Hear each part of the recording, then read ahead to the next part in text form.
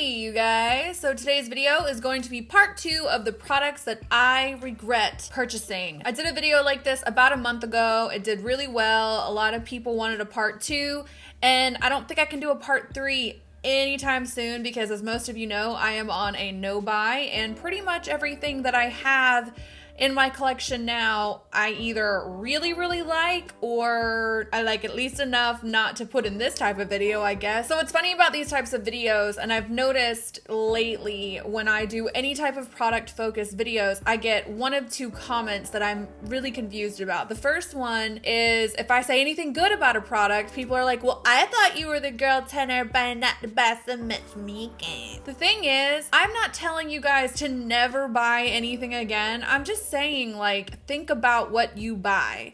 And even more so, like, not everyone wants to hear anti-consumerism content all the time. I'm trying to find like a good little balance between being like, yes, I still love makeup, and I don't want to spend all my time and money on it. So like, take what you need and leave what you don't. I don't know. I thought that was a really weird position to take. Another thing I get a lot of is if I say I don't like something, I'm not trying to imply that no one could ever like it, would ever like it. They're wrong for liking it. That's not the point. So if anything I mention in this video is like your favorite thing ever, don't take it personally. Like, it's okay. We can have differences of opinions. And more importantly, I'm really just trying to give you guys examples of the types of products or the type of marketing that I got sucked into. The last video I did like this, everybody went banana sandwich about the fact that I said I regretted buying the Sultry Palette from Anastasia Beverly Hills because they're like, I love that palette. What are you talking about? And it's like, it wasn't so much the product itself I regretted. It's the reason I bought it and the fact that I knew I wasn't going to like it anyway. So I'm really just trying to give you guys examples. This is a very long intro. Let's just get started. Good lord. Just kidding. Before we get started, make sure you are subscribed. If you are not, check the down bar for links to all my social media platforms. And now we will get started. So the first thing I want to talk about is this guy right here. This is the Natasha-Nonna Star palette. There's some schmutz on it that I can't get off. I bought this palette when it very first came out. So this would have been in like 2017, late 2016, early 2017. I really can't remember. Anyway, I had already heard of Natasha-Nonna Palettes for a hot minute, like I think all of us have. And to be honest, I think Natasha-Nonna got all of her juice from the fact that she released $240 palettes. It got everyone's attention. It was one of those like morbid curiosities where it was like, I have to try it. If it's this expensive, I just gotta know if it's any good. I've not bought any other Natasha-Nonna eyeshadow palettes. I do have her Sculpt and Glow palette, which I actually do like quite a bit. I just have an issue with this one, and it honestly has turned me off from ever buying another Natasha-Nonna palette in general. I know that she does have like smaller ones now, ones that are a little less expensive, but I don't need to learn the same lesson more than once. Anyway, so once again, I don't know if I already said it, this is the Star palette. It's really grungy, don't judge. I've only used it a handful of times, but she's super messy looking because the glitter shadows in this palette, like the fallout and the schmutz just gets absolutely everywhere. And that's still not even the bulk of my issue with this palette. The main issue that I had, and I will say, to be honest, the reason I bought this when I did is because I was balls deep in a magenta, red, burgundy eyeshadow kind of obsession, and this had those tones in it. I will link my review video for this palette down below so you will understand that I've never been a fan of this. I'm not just trying to like talk crap about Natasha-Nonna for the sake of doing so. I just did not find that these eyeshadows performed any better than anything I already had, and particularly with these burgundy shadows, they really didn't do for me what I needed them to do. These are not bad eyeshadows, like objectively. I remember posting my video, my review of this, and people were in the comments and they're like, well, you just don't know how to use it. And I've gotten that comment a few times. Anytime I say I don't like something, people just tell me I don't know how to use it, or I don't know how to do makeup or something, which is just ridiculous.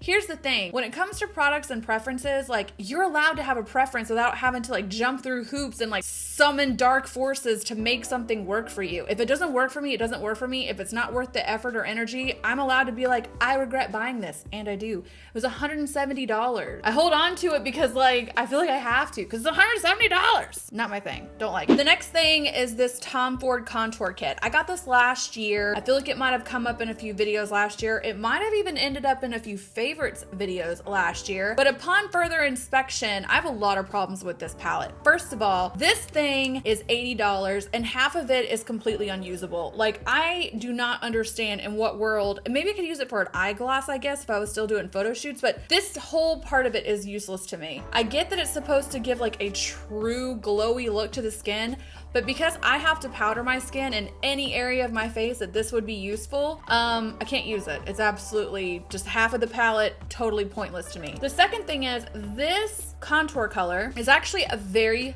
very nice contour color. When I first got it, I was like, this is entirely too warm. There's no way it's gonna be a good contour on me. And in fact, it was some of the time. Because some of the time when I use this, I don't know why. I think the undertone might be too cool and I'm using it on a warm foundation, so it's turning gray, which will happen. There's just times that I can't use it without it looking really ridiculous on me. I don't care enough to figure out what the common denominator is, but on top of that, this breaks me out. Cream contours tend to break me out for some reason. I'm very sensitive to them. I have to find ones that don't. This one does. So I regret this for a few reasons. Number one, like I said, half of the palette I can't even use. It doesn't work on me every time. It breaks me out. Like, overall, this is a very expensive product not to get tons and tons of use out of. This palette is like $80. So yeah, obviously I regret it because I don't use it. Next is a foundation. This is the Cover FX Power Play foundation. I know that a lot of people love this, so don't come for me if you're one of them.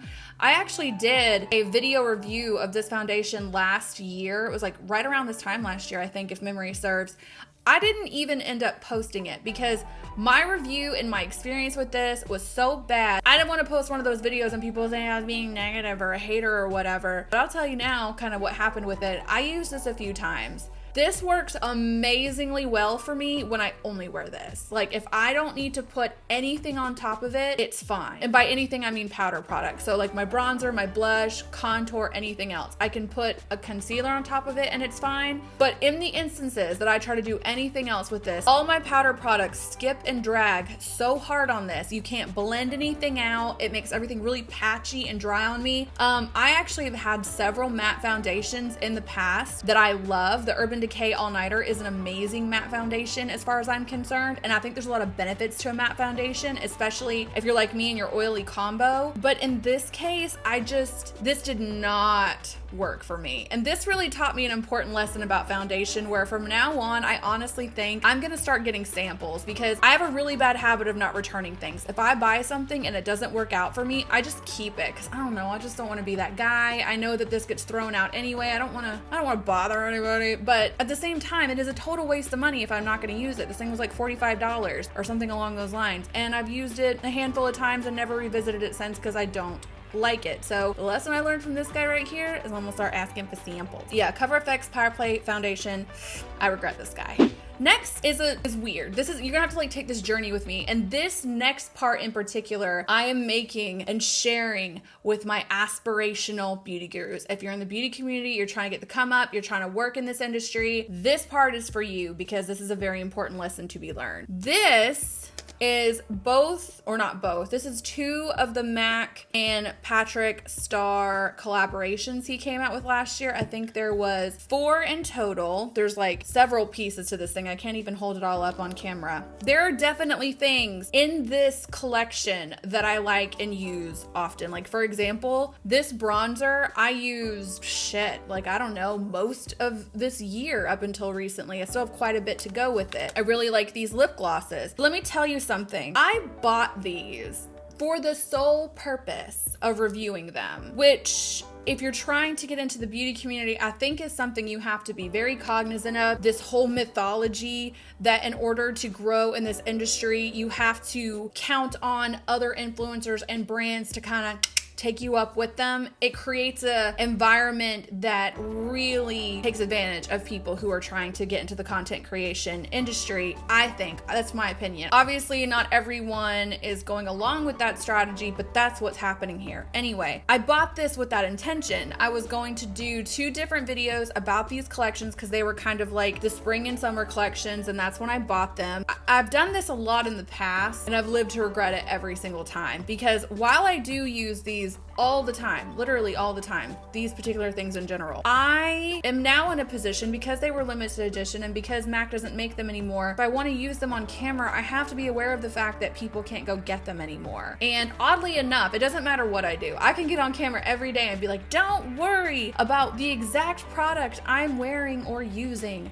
Use what you have. People will still be like, where'd you get that? What is that? What's the lip color? What lashes? I need to know. And I'm just like, I'm trying so hard. So it's just one of those things where if I use anything on camera that's limited edition, I don't know, I just feel like I shouldn't. Guess what I'm saying is be strategic about the products you buy that you're going to use for content creation. Because like I said, these videos never got made and I still have the stuff. And it's not that I don't like these things, but there's nothing in this collection that I didn't already have the exact same thing, or like a million other brands don't have the same thing. Does that make sense? I just talked about these in a recent video. I did a video about drugstore dupes, and let me tell you something. There are so many people who apparently have like some unwavering allegiance to these particular products that if you dare compare them to anything ever or say you don't like them, you as a person apparently must be completely defective. These are the Stila Glitter and Glow eyeshadows. I want you guys to like consider something just for a second. I didn't buy this one time. I didn't buy it 2 times. I didn't buy it 3 times. I bought it 4 different times. I didn't go into the store and buy all 4 of these at one time and turns out they don't work. I tried 4 different times to make this product work. I've used a glitter glue. I have used almost nothing at all and then spread it out with a brush. I have used a setting spray to kind of try to adhere the glitter better to my brush before I apply it. I have applied the glitter on my eye and then looked down and not moved my eyeballs at all lest it should smudge. I've done everything that can be done to make these work. And this kind of goes back to what I said before about how sometimes you can say you don't like a product and people, sorry, I'm touching my hair so much, like it's bothering me. Sometimes you cannot like a product because you don't feel like the product itself is worth the headache that comes with making it work for you. And then for some reason, people get really upset because it's not working for you. Like, here's the thing. I'm okay having to schmooze a product to make it work if it's like worth it to me. Or if it's a professional product and like you have to kind of schmooze it a little bit to make it work for me. This is a consumer product. This should be user friendly and it doesn't work for me at all. Every time I try to use these, it never fails. Like I said, once again, refer back to my comment a few minutes ago. I have tried everything to make these work. All that happens is it gets all over my lashes. It falls on my cheeks. It creases. Like, I don't know what it is. And it took me 4 different times to finally decide I'm going to throw in a towel and never buy these again. Yeah, I do regret the Stila Glitter and Glow. Next is this guy. I don't even know if they, hi, look how reflective this is. There I am. Hey. I don't even know if they make this anymore, honestly, but I have to talk about it because I'm a sucker for this very particular type of product. And if I'm not careful, I would easily hoard this particular type of thing. Let me tell you what I'm talking about. This is the Becca Be a Light face palette. And when I heard this was coming out, I was so excited because I love Hourglass powders. I love glowy face powders, anything like that. I love a glowy face palette in general. I typically am a big naysayer about contour kits and things like that. For some reason in my little mind, a glowy face palette is very different. Not a highlighter palette, a glowy face palette. It's a very niched down product. Anyway, I bought this because I thought this would be like having just kind of like a new version of the Hourglass Luminous, what are they called? The Hourglass Ambient Lighting Powders. This is like my second video I filmed today. I'm kind of tired. Anyway, that's not what happened here. So basically, immediately upon getting these powders, I found them to be a little bit too dry or chalky or something. They're just not quite what I was hoping they were going to be. And then you have like the little pan sizes in here for the blush and like the bronzer element that are so weirdly shaped and small. I don't understand how I'd even get a brush in there without getting everything else on the brush as well. Was so excited about it. Couldn't wait to get it. I think I used it 3 times and I never pulled for it again after that. And the funny thing is, I did a video not too long ago where I talked about products that I would buy if I wasn't doing a no buy, and the Charlotte Tilbury Glowgasm face palette was in there because obviously I didn't learn my lesson. I haven't even seen that Charlotte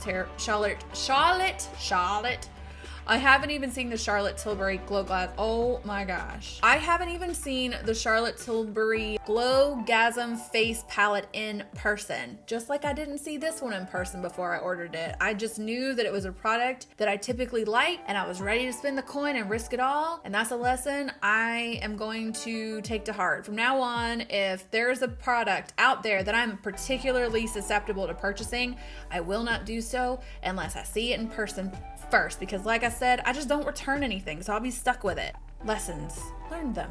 Last but not least are two bronzers. I think there were bronzers in my last video that I did like this, and I'm learning that bronzer is one of those things that once I find one, I just don't need to buy anymore, which is crappy because I have like 15, 16, 17, I don't even know how many bronzers I have. I do know I only use like 2 of them. So first things first, this is the Gila Terracotta bronzer in the color Natural 02 Blonde. I'm not gonna lie, I bought this because it was just one of those things. Like I feel like in a makeup collection, there's like these iconic, or in my mind at least, there were like these iconic products that like just, I don't know, you hear about when you're coming up and then one day you finally have the money to buy one, so you do. The Guerlain bronzers are supposed to be kind of like famous for their like really terracotta kind of undertone, which is fine. I don't really know so much if I have a problem with this bronzer. Suffice it to say that it's just not for me. I don't like this like really orangey tone. It was very expensive. I want to say this bronzer was like $60. So once again, I'm buying things that aren't for me, that I just feel like compelled to buy for some reason, and then I'm not gonna return it because I don't return things. This was way too expensive of a bronzer for me never to use, and that's why I regret it. And the next one in the same category is this Kevyn Aucoin Desert Night Matte Bronzing Veil. It's literally the exact same story. The bronzers aren't bad. They don't perform poorly. They just don't look good on me. In fact, they're pretty damn similar, and they were super expensive. Once again, I think the Kevyn Aucoin one might be 40, 50, 60 bucks. So to me, if I'm spending that much money on something, I need to be using it often. I need to love it. I don't need to just hoard it because I had an extra $300 that month to blow on makeup, so I did. Like, I'm trying to get out of that habit and really keep my collection down to things I love, and these are not, this is not that. I don't love these. They were expensive. They're just collecting dust, so therefore I regret it. Anyway, you guys, I hope you enjoyed this video. I like doing these types of videos where I talk to you guys about stuff that I don't really care for in my beauty collection. So if you want to see more of them, let me know. I have had requests to do targeted videos around skincare and hair. I would like to do that, but I just need to get my thoughts together on it because I'm definitely no expert in hair and skincare. I do feel like I know a fair bit about, but I don't know how many people want to see that. So leave a thumbs up if you want to see a skincare video that I regret, skincare products that I regret, but you know what I'm trying to say. Anyway, I hope you guys are having an amazing day. Check the down bar for links to all my social media platforms, and I will catch you in the next one.